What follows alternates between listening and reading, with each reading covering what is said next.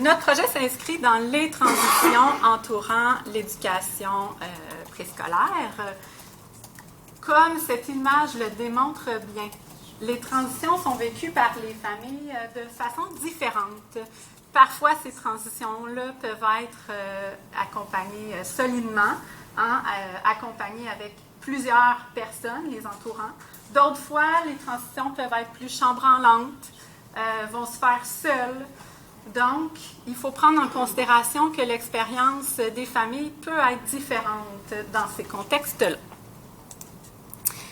On s'intéresse plus particulièrement à la première transition scolaire. Il y a plusieurs définitions de cette transition-là. Nous, ce qu'on veut relever, c'est l'adaptation mutuelle des différents acteurs qui vient de ramer et ramer. Donc, lorsqu'on parle de l'adaptation mutuelle, c'est dans l'approche de Bronfenbrenner, donc les interrelations entre l'enfant, sa famille, mais aussi l'école et la communauté. Donc, chacun a un rôle, chacun peut influencer un et l'autre. Et on sait que si la famille, les parents vivent bien la transition, bien, l'enfant va en bénéficier. On a vu tantôt que les transitions peuvent être vécues de façon différente chez certaines familles. Donc, on offre des pratiques de transition, mais ces pratiques de transition-là sont aussi offertes à tous. On peut penser justement à la visite de l'école ou au pique-nique d'entrée, comme on nous a présenté dans la présentation précédente. Et on va aussi mettre en place certains programmes. Il y a des programmes à l'international comme Incredible Years, mais il y a aussi des programmes plus québécois, dont le programme Passe-Partout, qui va faire l'objet d'une présentation tantôt. Dans le cadre de ces programmes-là, bien, on offre des rencontres. Il y a des rencontres qui sont proposées aux enfants, aux parents et aux enfants, et aux parents seuls. Nous, on s'intéresse aux rencontres de parents seuls. Les rencontres en tant qu'enfants ont été étudiées précédemment. Donc, on s'intéresse aux rencontres de parents. Le programme Passe-Partout, bien, juste pour vous mettre en contexte, c'est un programme ministériel qui existe depuis plusieurs années, 1978. Il y a un cadre d'organisation qui a été fait en 2003 et qui est présentement en révision. Et le programme Passe-Partout fait l'objet d'un projet pilote depuis quelques années, depuis 2022.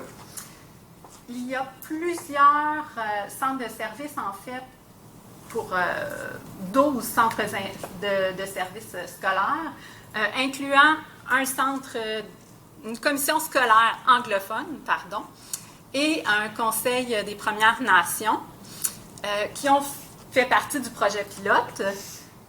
En tout, que ce soit sous sa forme traditionnelle ou sa forme du projet pilote, il y a 38 milieux d'impliqués. Donc, on jugeait que c'était intéressant de s'y attarder.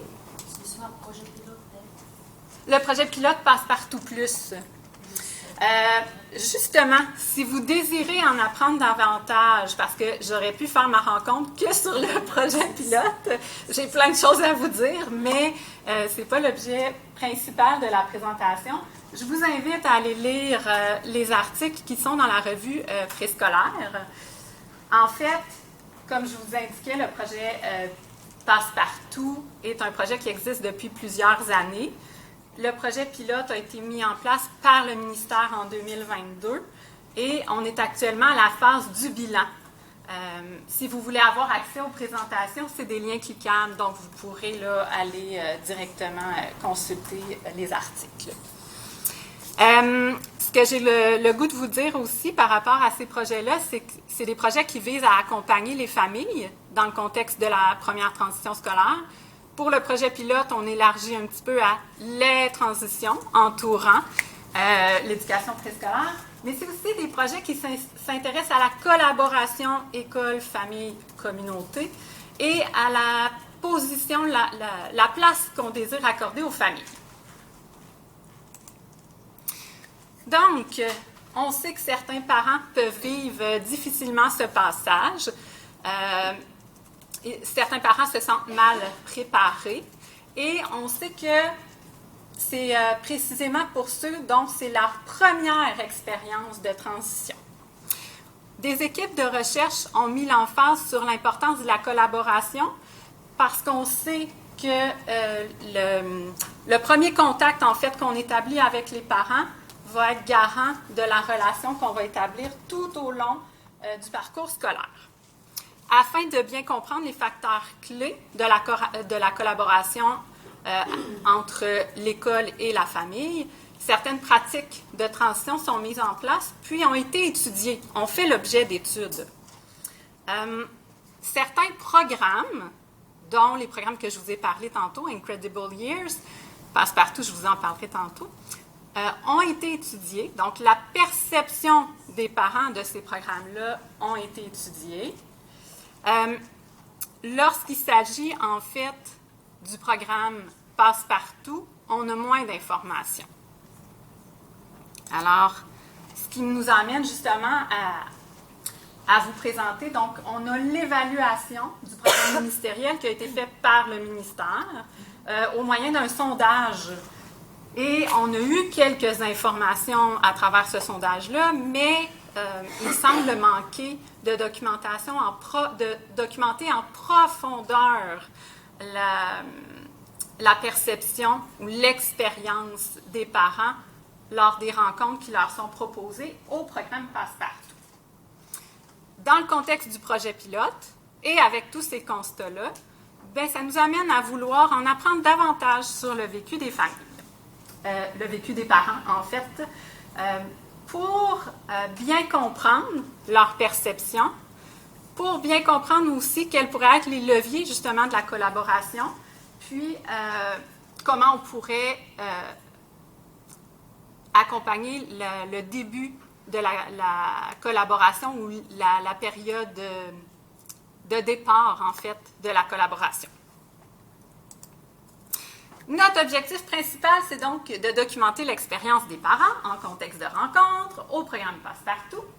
Et ce qu'on cherche à recueillir, c'est leur expérience, leur vécu, non seulement sur l'accompagnement qui leur est offert, donc la collaboration, mais aussi les approches qui sont utilisées par les conseillers à l'éducation préscolaire, conseillères à l'éducation préscolaire, le climat, le contenu, puis les différentes modalités des rencontres. Donc, comment on ferait tout ça? Mais les théories qui nous intéressent, en fait, c'est des théories qui sont présentement abordées lors des formations ministérielles.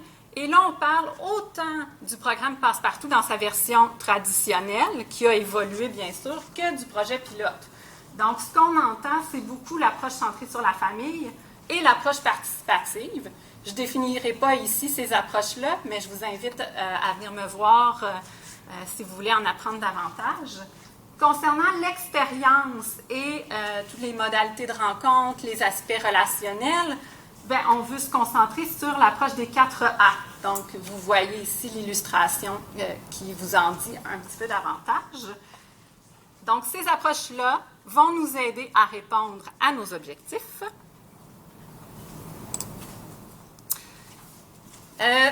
Notre méthodologie envisagée pour répondre à ces objectifs-là aussi. Donc, on aimerait recruter des parents d'un groupe de Passepartout.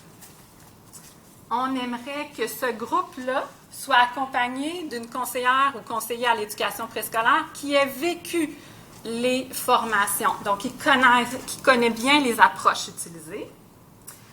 C'est un groupe qui serait probablement entre 6 et 17. On sait que ce n'est pas très précis actuellement, mais ce qu'on sait, c'est que 6 et 17, ça représente les normes habituelles d'un groupe de parents, d'un groupe d'enfants de Passepartout actuellement. On utiliserait le processus d'échantillonnage sur la réputation. Donc, on demanderait aux collaborateurs, le ministère et le groupe de travail Passepartout, qui nous aideraient à recruter un groupe. Parce que, bien sûr, le groupe de travail et le ministère sont les initiateurs du projet pilote et les collaborateurs aussi là, avec les centres de services. Et notre collecte aurait lieu à l'école où se vivent les rencontres de parents. Les outils utilisés seraient l'observation non participante de certaines ou de l'entièreté des rencontres, donc des 8 rencontres qui sont offertes durant l'année au projet Passepartout. On utiliserait aussi une entrevue de groupe semi-dirigée à la mi-parcours du programme et des entrevues individuelles pour aller documenter plus en profondeur les observations et les données qu'on aurait recrutées, en fait colligées, lors de l'entrevue de groupe. Ces 3 façons de faire-là nous amèneraient à pouvoir trianguler les sources. Dans notre procédure, donc bien sûr, je ne pouvais pas vous décrire complètement tout ce qu'on allait faire, mais je vais faire ressortir certains points. On aimerait donc faire une étude de cas qui serait exploratoire puisqu'on n'a pas beaucoup d'informations à l'heure actuelle sur les perceptions au niveau des recherches. Nous ferions un plan de collecte qui est suggéré par Albarello. Au départ, nous devons présenter le projet aux familles et à l'entièreté, donc les parents, le papa, la maman, même les grands-parents, parce qu'on sait qu'au programme Passepartout, ce n'est pas toujours la même personne qui accompagne l'enfant. Donc, on doit présenter le projet à tous les participants potentiels. Ce qui emmène peut-être des questionnements au niveau éthique, mais en même temps qui pourraient être très riches aussi parce qu'on sait que c'est la réalité, puis on veut se coller à la réalité des rencontres offertes.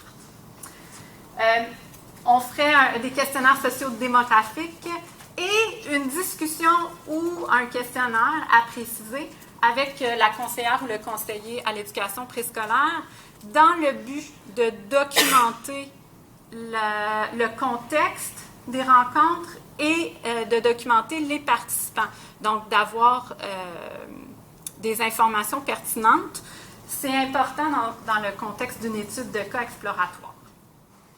Bien sûr, un journal de bord accompagnerait la chercheuse principale et ce journal de bord-là servira à colliger les observations, mais aussi à prendre un certain recul avec sa posture et ses jugements professionnels. La triangulation, j'en ai parlé tantôt, et dans l'analyse, on aimerait analyser les thèmes de notre cadre, en fait, qui pourraient ressortir, mais on veut se garder une grande place pour les thèmes émergents également. Donc, quand je parle des thèmes du cadre, bien, c'est l'approche des 4A, donc en fonction de l'expérience, du climat et tout. Mais les thèmes émergents, c'est tous les thèmes qui ressortiraient des parents qu'on n'aurait pas anticipés, par exemple. Il y a plusieurs retombées possibles, bien sûr. Vous pouvez probablement en imaginer certaines. Je ne vous les dirai pas dans l'entièreté parce que je vois que le temps file. Mais c'est beaucoup d'améliorer nos connaissances en fonction de l'expérience des parents, jusqu'à, je vous dirais, contribuer à la réussite éducative de l'enfant, parce qu'on sait que si on travaille au niveau du parent, si le parent est engagé, si le parent participe dans la vie scolaire de son enfant, mais ça peut avoir un impact sur la réussite éducative de l'enfant. Donc, on a un spectre de retombées, un grand spectre de retombées possibles. Avant de passer à la période de discussion, j'aimerais remercier ma directrice Aimée Godette-Leblanc et ma co-directrice Stéphanie Duval. Et j'aimerais aussi remercier le CRSH et l'équipe de recherche pour leur soutien financier, mais aussi pour croire en ce beau projet. J'aimerais également remercier l'UQTR, l'Université Laval et bien sûr le Congrès de nous permettre de faire cette présentation.